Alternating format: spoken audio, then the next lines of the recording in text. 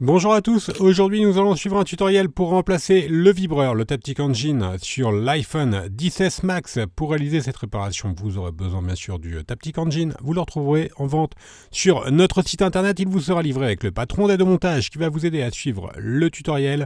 N'oubliez pas également de commander le kit d'outils iPhone XS Max. Il est en vente sur notre site. Vous retrouverez également le kit complet de réparation qui comprend en plus de la pièce détachée, le kit d'outils, le joint d'étanchéité et également le patron en format adhésif. En commandant ces pièces sur notre site internet, vous bénéficiez d'une assistance technique gratuite par chat, par téléphone et également par email. Et vous bénéficiez également de 10% de remise avec le code YouTube.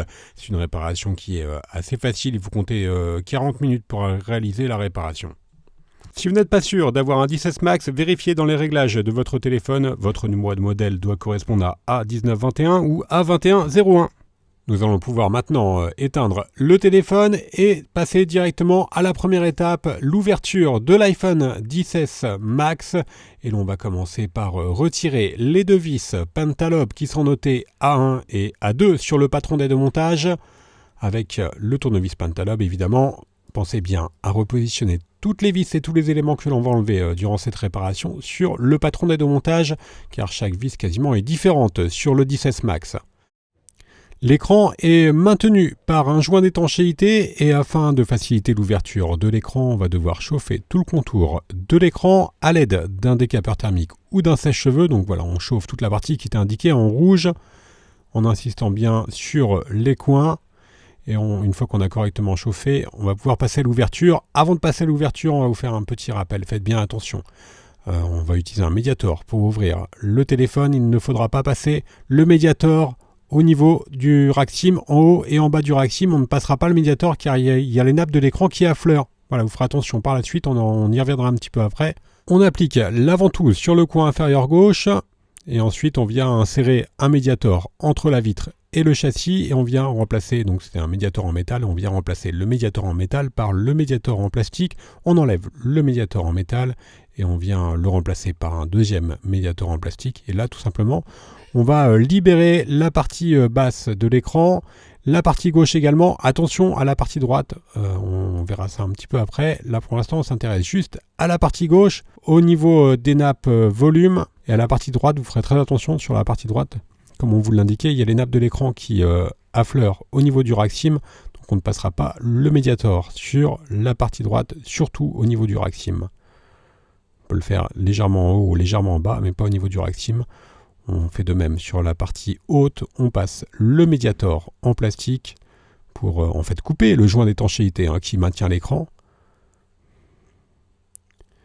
Et là on va pouvoir directement procéder à l'ouverture de l'écran. Vous avez vu, on n'a même pas passé le médiator sur la partie droite de l'écran. Et on bascule l'écran de la gauche vers la droite. Alors attention, l'écran bien sûr est toujours maintenu par ces nappes. Et l'on va maintenant déconnecter les nappes de l'écran du châssis, enfin de la carte mère plutôt. Les nappes de l'écran, elles sont maintenues par une plaquette métallique qui est elle-même maintenue par trois vis notées de B1 à B3. Ce sont des vis Tri-Wing. Donc pensez bien à les repositionner sur le patron d'aide au montage et on enlève la plaquette métallique notée d'IS2.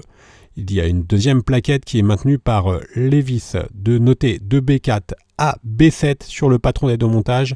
Là encore, faites très attention à ne surtout pas intervertir les vis et à bien les repositionner au fur et à mesure sur le patron d'aide. Et ensuite, une fois qu'on a enlevé les 4 vis, il nous reste juste à retirer la plaquette notée d'IS3, donc qui maintiennent toutes les nappes de l'écran et de la batterie. Et on va commencer par déconnecter la nappe de la batterie. Ensuite, nous déconnectons les deux nappes de l'écran, donc le tactile et l'afficheur OLED. Il nous reste enfin juste une nappe, la nappe du haut-parleur interne et des capteurs.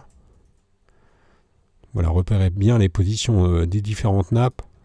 Alors la nappe de l'écouteur, elle est légèrement collée, donc on va la décoller. Il y a juste un tout petit point d'adhésif double face. Ça s'enlève très facilement. Une fois qu'on a déconnecté la nappe, on va bien sûr retirer l'écran pour travailler en toute sécurité. On met donc l'écran de côté et on va s'intéresser maintenant directement au bloc haut-parleur. Pour cela, on va enlever les vis Tri-Wing qui sont notées de D1 à D5. Et les vis maintiennent une plaquette métallique que l'on va retirer par la suite. Voilà la plaquette métallique qui est notée dièse 6. Maintenant, on va retirer la vis notée E1, une vis Triwing encore, qui maintient également une plaquette métallique notée dièse 7. Et une fois que l'on a retiré la plaquette métallique, on a un accès direct à la vis E4. Et donc, on va retirer la vis E4 également, la vis E2 et E3. On utilise pour deux vis un tournevis plat. Et maintenant, on va pouvoir déconnecter la nappe du haut-parleur. Donc, le haut-parleur, il est situé sur la droite. Et le Taptic Engine, comme vous le voyez, sur la gauche. Et maintenant, donc, on peut retirer le module haut-parleur, donc qui est utilisé notamment, bien sûr, en mode musique ou en mode haut-parleur, évidemment. Il y a deux haut-parleurs. Sur le 10S Max, il y en a un autre également qui est au niveau de l'écouteur de l'oreille. On décolle maintenant également l'adhésif qui maintient légèrement le module haut-parleur. Et là, on va pouvoir le désengager du châssis.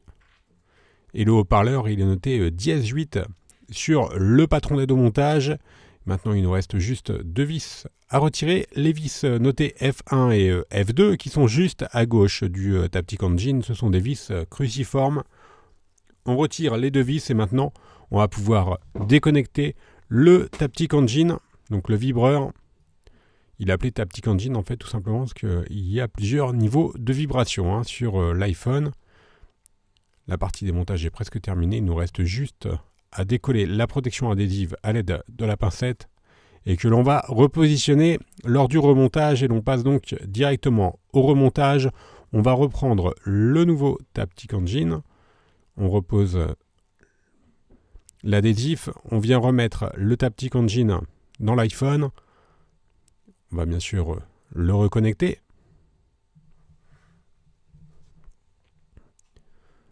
Et l'on va ensuite refixer les vis F1 et F2 qui viennent maintenir le vibreur.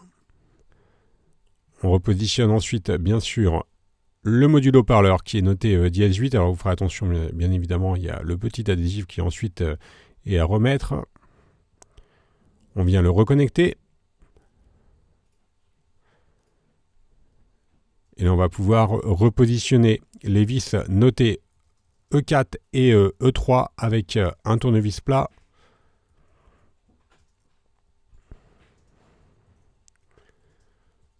Voilà pour les vis E3 et E4. Et maintenant, on va pouvoir bien sûr repositionner la plaquette dièse 7 qui vient se connecter juste au-dessus, positionner juste au-dessus du connecteur du haut-parleur. Et on remet les vis E1 et E2 cruciformes ou Triwing. Voilà pour la vis cruciforme. On remet l'élément qui fait office d'antenne noté dièse 6 qui est maintenu par les vis Triwing de D1 à D5. Alors c'est bien important de bien repositionner toutes les vis, tout simplement parce que certaines font office de contact et sont utilisées pour le réseau. Maintenant, on va devoir nettoyer le châssis du téléphone. Pour cela, c'est assez simple. On va utiliser le tournevis plat que l'on va passer sur tout le contour du châssis pour pouvoir enlever l'ancien joint d'étanchéité avant de repositionner, le cas échéant, un nouveau joint d'étanchéité. Alors voilà, il est assez facile à positionner car il y a un guide, un patron qui permet de bien le positionner sur le châssis. Une fois qu'on l'a bien positionné, on va passer avec un tournevis plat pour bien l'appliquer sur tout le contour. Alors attention sur l'étanchéité d'un téléphone qui a été réparé. L'étanchéité dépend bien sûr de la réparation. Donc si vous avez mal repositionné le joint d'étanchéité, votre téléphone ne sera plus étanche.